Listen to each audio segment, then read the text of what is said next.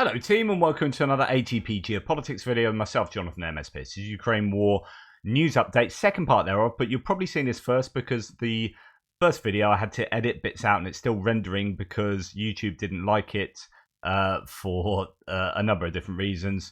It's pretty frustrating. So anyway, I'm seeing if it'll work with a second pass.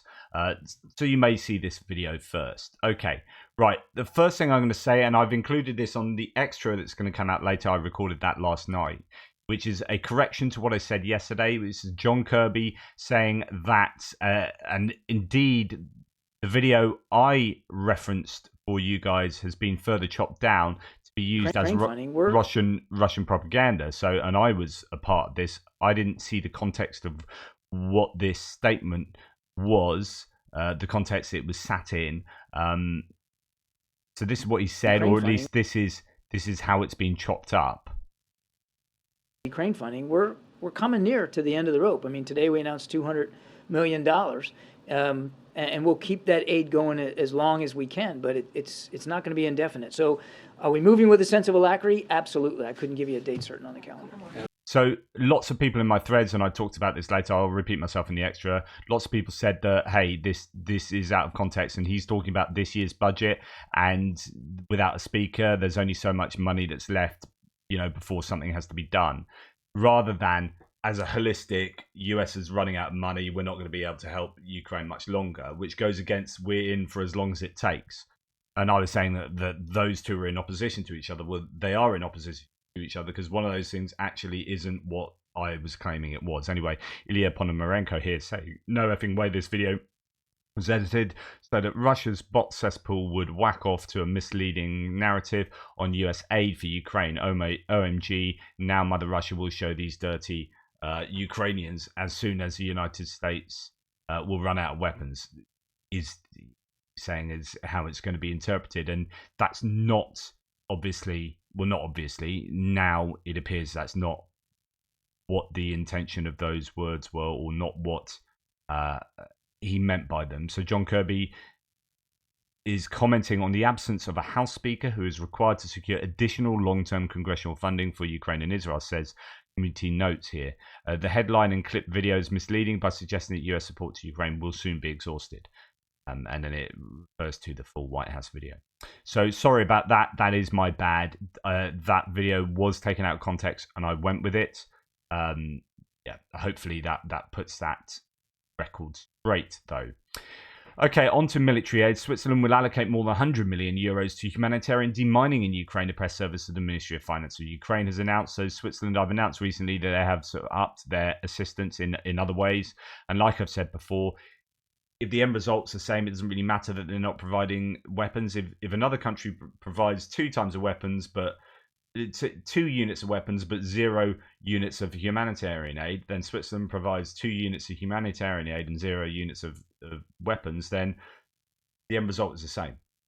Right? You together, everyone's provided what Ukraine needs. If you're not going to provide weapons, that's cool. We won't do the demining stuff. We'll concentrate on weapons.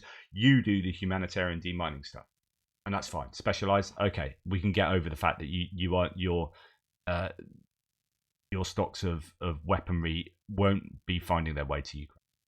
Czechia, Denmark to jointly donate arms to Ukraine. Czechia and Denmark will cooperate on providing arms with armored vehicles and other arms from Czech production lines and stocks in the coming months, the Danish ministry announced. I reported this yesterday, but this is a Danish saying that this is going to happen.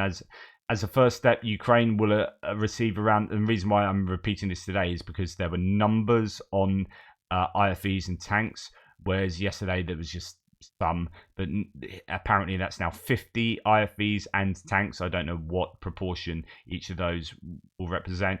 2,500 pistols, 7,000 rifles, 500 light machine guns, 500 sniper rifles, electronic warfare and surveillance equipment, and artillery shells.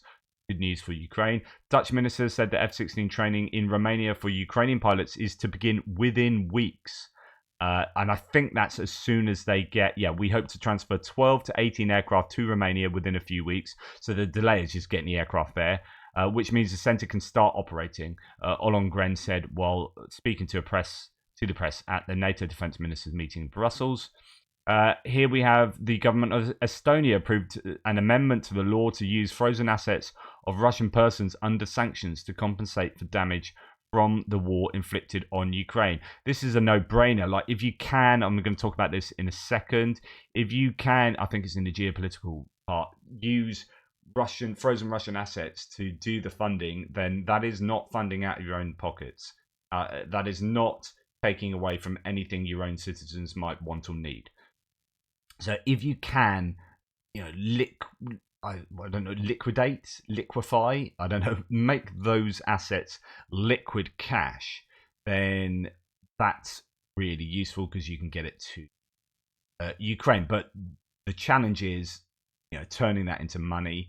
Challenge is making sure there's no legal comeback for what you do. Well, next week, Biden will make his request to the US Congress for additional funding for Ukraine and Israel. So this looks like the attempt to put both packages together into one, because there's less chance that it will get held up in Congress because everyone's so keen to help Israel. If you can smuggle in the Ukrainian package on the back of that, then that's good for Ukraine.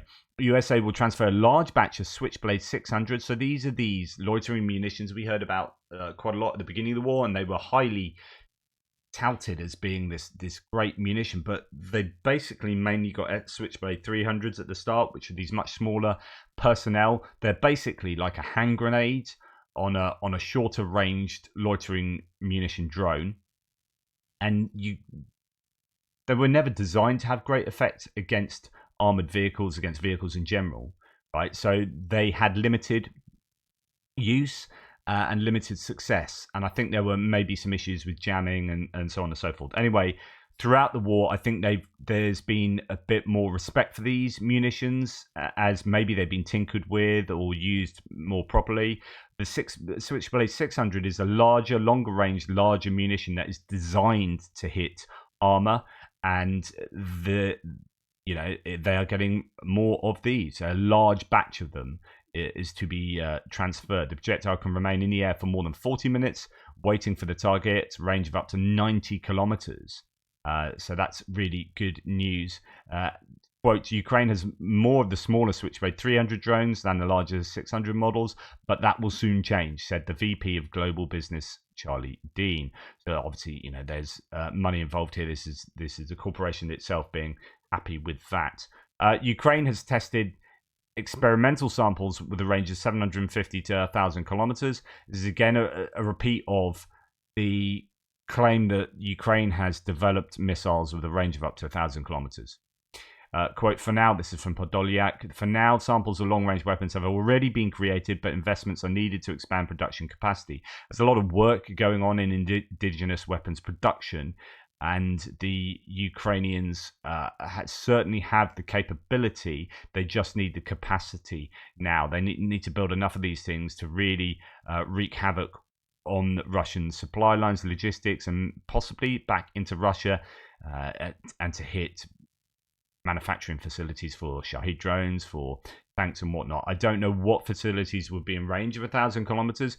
Russia is a huge country, and they have strategically placed some of their munitions factories out of range of even of 1,000 kilometers. So here is the Supercat chassis, the Supercat vehicle with these ASRAAM surface-to-air missiles that the UK have provided relatively recently, and there is evidence they are being used to some effect. Here we have. Давай!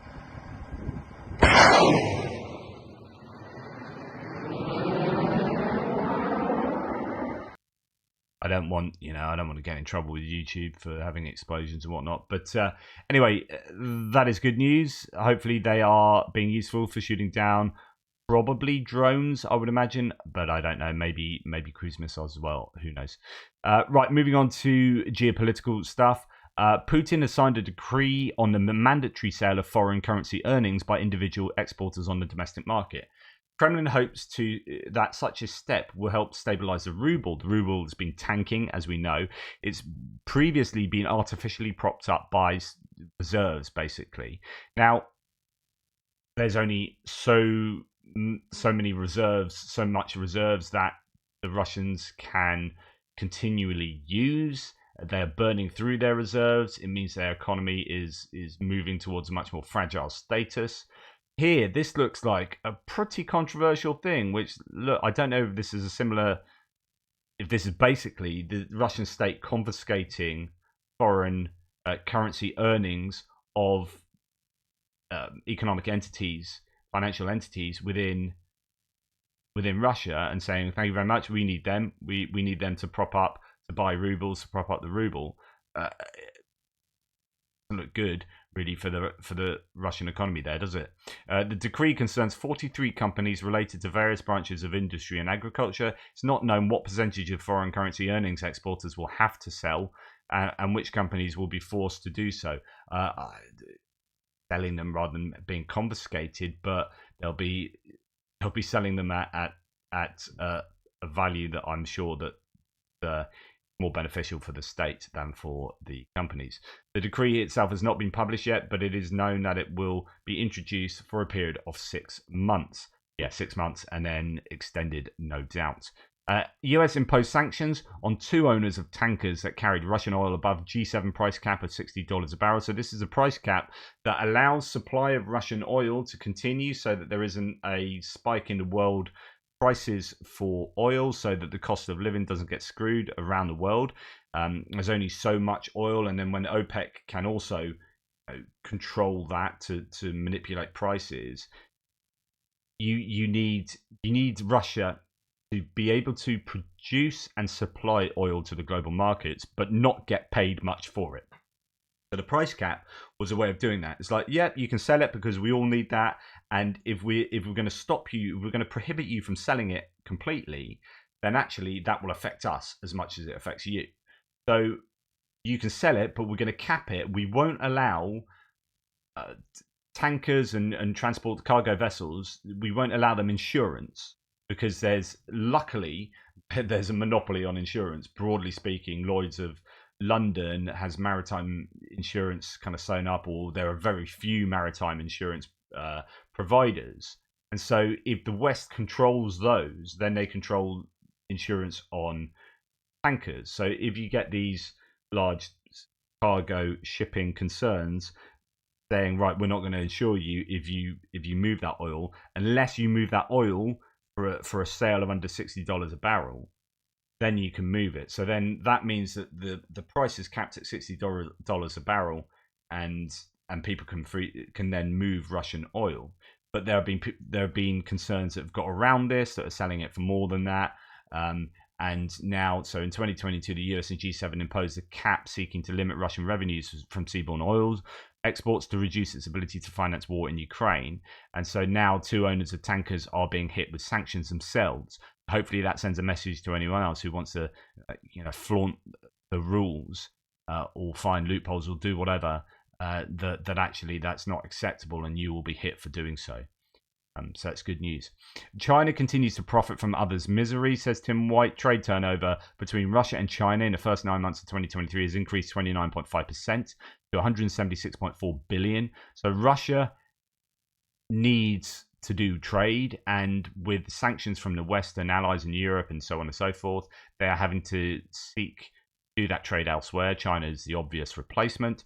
China exported goods worth $81.4 billion to Russia. Supplies from Russia to China increased to $94.9 billion. So that's interesting, but that will be predominantly hydrocarbons. I doubt there's hydrocarbons and maybe agricultural products. I doubt there's going to be anything else involved in Russia exporting to China. And what Russia get from China will be pretty much everything: cars, everything that they're not allowed to get from elsewhere. Ukraine's economy will grow by 4.7% in 2023 after falling by 29.1% last year. So the growth is great, but it's a bit like selling the post-COVID growth, as or employment rates as well, saying, hey, we've been responsible for the biggest increase in employment. Yeah, because it had the biggest drop in employment. So any increase is going to look good, but actually it's just clawing yourself back to where you were. So you would expect that. So beware. Like, 4.7% sounds great. They're increasing the size of their economy, but if it's dropped 29.1% last year, then that is, still a massive. That's 25% less than what they were. So it's good, but understand the context. Inflation is falling faster than expected, so that's good as well, to 7.1% in September 2023 from 26.6% in 2022. Thanks to our partners, quote, international financial support is rhythmic and predictable. The total, that's interesting. So the amount of support and the regularity that they're getting support gives a stability and a predictability to money coming in, which is exactly what you want from an economic standpoint. It's all about regular predictability, and the total volume, which is $33.8 billion in 2023, the Minister of Finance, Marchenko, noted. Right, head of presidential office Andriy Yermak reports that G7 countries have frozen a total of $280 billion in Russian assets and promised to keep them until Russia pays reparations to Ukraine. This is really good, and I was talking about this in a previous segment. The difference here, though, is that it looks like they're just going to keep that and say, this is the idea that we've frozen your stuff. It's too difficult to turn it into cash, and there are going to be legal ramifications potentially, or some legal kickback if we somehow get rid of it. We're going to keep it, and we're going to basically confiscate it until you pay that much in reparations. So we got $280 billion. The idea is that Russia, you will get this back when you pay $280 billion to Ukraine. Once you've done that, have this stuff back. And I think that's a good way of doing it. However, it doesn't help Ukraine right now. In fact, that's like going to be 5 years down the line, right? So that's the challenge. How do you use that stuff to help Ukraine right now? And that's what some of the Baltic states are looking at. It's what the US has been wanting to do, but it is just more difficult than you might think. Right. So what's going on? The EU is opening an investigation into Twitter, into X, over alleged disinformation. So X has been correctly singled out as a social media platform that has the most disinformation. They've opted out of the code of conduct, the voluntary code of conduct concerning disinformation, misinformation. In fact, most of the best corrections to disinformation come from community notes. They don't really come from the platform itself. It's open source correction to erroneous claims. There's nothing really other than facilitating that Musk's X is doing in this regard. CNN have done. I won't play it because I'll get hit with a copyright infringement. But this is a really good sort of 3.5 minute video segment on Erin Burnett's. Shows a rocket on her show, where they are looking at disinformation with regard to Israel Hamas. Right, and how there are fake BBC reports coming out. They've upped the quality of disinformation. There is misinformation, which is like accident, like what I did yesterday. Right, that was misinformation. I misinformed you because I said this meant this, and it was in this context, and I got it wrong, and I corrected it. Right, that's not disinformation, which is me doing that on purpose in order to get some nefarious gain. So what foreign actors will be doing is, or not even necessarily foreign actors, sympathizers will be producing content that is either overtly pro-Hamas or overtly pro-Israel, and doing that on purpose and spreading that so that you're causing discord, so you're getting sympathy, so you're getting political or public action and reaction to whatever the stimulus is. So that is disinformation, and it's a massive problem. We know it's a huge problem on Twitter, particularly on X, and so the EU are going to investigate it, and that's good because they do need to be held to account. When it's running rife and it causes tangible damage, which is kind of what this CNN piece was looking at. Actually, this can lead to deaths on the front line. Disinformation. Like if you're talking about Musk himself and his head being filled with misinformation and disinformation because of the information bubble he lives in and that space that he operates in, and all the people who are feeding him like Mars Chung and people like that, just feeding him nonsense and incorrect stuff. Then he goes and says, right, I'm going to geofence Starlink on the back of that. Then that leads to the death of Ukrainian soldiers in Kherson, and a lack of ability to take out Russian targets in Crimea, which then leads to cruise missiles being released and Ukraine is dying. Disinformation has tangible effect on the real world and on the lives of people, and can cause people to die. But then when you go back to the EU saying, right, okay, if we understand this, then it is morally incumbent upon us to do something about this. We can't just sit back and go, oh, freedom of speech, yeah, okay, freedom of speech, brilliant.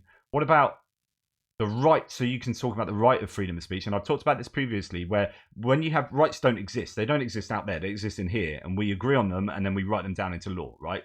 So the freedom of speech is only a right if it's enshrined in whatever constitutional or legal framework you have. If you voted in the people that you agree with, that you like, so that they enact into law these rights, right? Okay, so then the problem is illustrated because they don't exist out there, they exist in here, and there are times when rights butt against each other. And like, my right to a freedom of speech is, what about your right not to be hit by a cruise missile, which is affected by you claiming a freedom of speech out here? So we can track that right going through to Starlink being deactivated or geofenced, to people dying. What about their right to life? What's more important, a right to life or a right to freedom of speech? And so therefore you get rights because they don't exist out there, they exist in here, and they butt against each other, and there is no answer to that, and we have to agree, well, what's more important, and we agree by consensus, and then we change things and we enact things into law that deals with this confrontation. So the EU is taking on that job of saying, right, okay, there's a big hot mess here. If we just go, oh, you got freedom to say whatever you like, then that sounds great in the abstract world of arguing about this stuff. But in reality, there's pragmatic, practical ramifications to that cause problems. And those problems are things that we, the EU, has to deal with.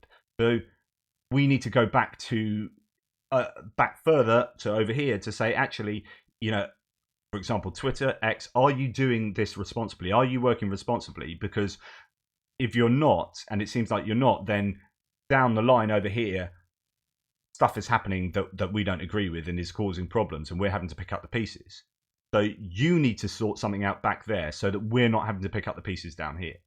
So that's the situation here. So hopefully the EU will come up with something that still allows people freedom to say things without being too constrained and censored. But when they cross the line, it's all about where that line is. So the line for some people is like just hate speech. But then, what is hate speech? Hate speech for one person is not hate speech for another. If you're inciting to violence, is that an inciting to violence? Well, what about something that isn't inciting to violence but eventually causes violence, like the whole Starlink thing, which is based on disinformation back here? You track that, and we've got violence down here, but it's not. There's no one inciting violence up here. There's just disinformation and misinformation. How do we unpick all this? And it is really difficult.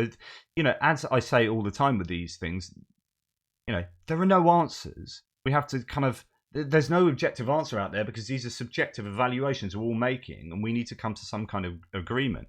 And you've got to go through these rational processes, doing investigations, talking about it, finding out where the line is for everyone, and hoping that you can come to some conclusion whereby we agree generally. Most of us agree on where the line should be.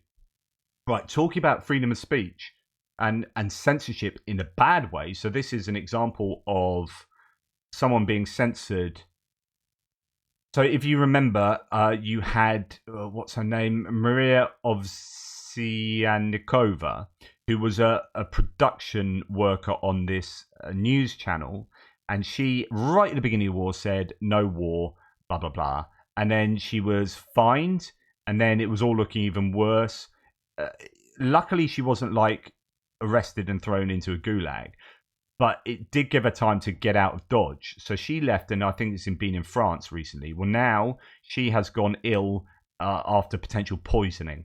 So this is Russia getting its revenge. Now, if that is true, then that is another. This is like Sergei Skripal in Salisbury, the Salisbury poisons in the UK. There should be some serious bloody ramifications. So you want to try and murder someone in our country? And speak on behalf of Emmanuel Macron here. You want to come and murder someone in our country? That is not on. Okay, here you go, Ukraine. You can have this, this, and this, because that's not acceptable. Okay, European Commission Vice President Shinas said Turkey must choose which side of history it wants to be on. This is geopolitically fairly significant. So with us, with the European Union, NATO, our values, the spirit of the West, or with Moscow, Tehran, Hamas, and Hezbollah? The answer must be clear. This is because Turkey there are many people within Turkey, obviously being a secular nation technically, but it's Muslim, especially with Erdogan's governance over the time he's been in charge and really cozying up to the religious right, particularly in the rural areas, so on and so forth. There is a lot of support for Hamas, and there's a lot of support for Palestinian right to self-determination, right? And then that then gets confused with Hamas. Like I've explained to you before, it's all just a big hot mess. But you've then got onlookers looking at Turkey and going, "Hang on, right? You're supposed to be you aspire to be part of the EU. You're part of NATO. You're part of this group over here who are broadly supporting Ukraine on this side, and there you're seeming to be slightly pro-Hamas. You've got to make up your mind. Whose side are you on? Which side of history are you going to be on?" Now, not to say there aren't huge amounts of issues with the whole Hamas-Palestine. Israel, as I've belabored, I've tried to explain to you, it's a big hot mess with no solution, and likely, Israel have said today 1.1 million people need to move out of North Gaza Strip because we're gonna take it to pieces. There's already 423,000 people displaced within Gaza, as according to the UN.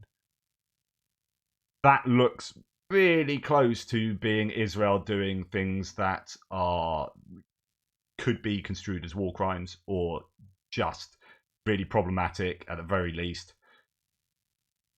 You have a terrible thing justifying other people doing arguably terrible things that justify the other people doing terrible things, and that's the video I showed you yesterday, and the article is like, this only goes one way, and it's not a good direction.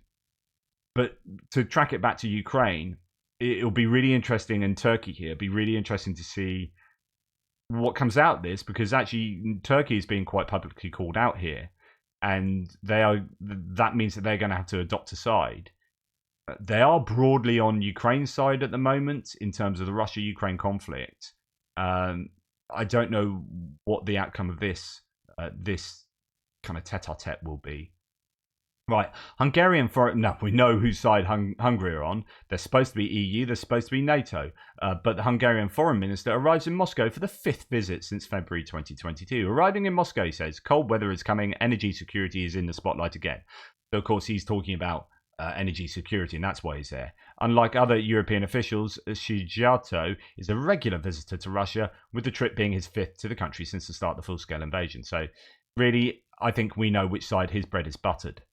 I deliberately did not make teasers, so the news is fired. Okay, so Andriy Yermak liking this. Just to remind you who Andriy Yermak is, he is the head of the Office of the President of Ukraine, so he's like one of the top advisors to Zelensky. The International Olympic Committee suspended the Russian Olympic Committee. This is really significant in the kind of sporting world and in that cultural space. They've suspended the Russian Olympic Committee due to the inclusion of so-called sports organizations located in the occupied territories of Donbass, Kherson, and Zaporizhia regions. It's an important decision. We have persuaded our partners that sports may never be beyond politics, as a terrorist state commits to genocide in Ukraine and uses athletes for propaganda. So the Russian Olympic team is generally fairly stacked with Russian military personnel. There's a really close connection between their sports, particularly their Olympic sports, and their military. And when you have them then competing in this international tournament after having invaded another sovereign nation, and you have their soldiers competing, it is a bit too much for some people. Anyway, that's the end of today's video. Please like, subscribe, and share. Really appreciate all your support. Sorry if this one is coming out first and not second. Anyway, till the pit, speak soon.